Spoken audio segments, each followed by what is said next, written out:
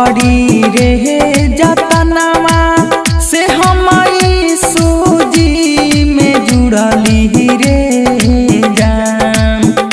और बहड़ी रे जतनवा से हम प्रभु जी में जुड़ली रे जान।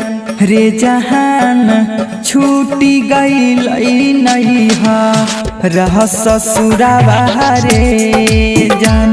रे जहान छूटी गईल नैहा रह ससुरावा रे।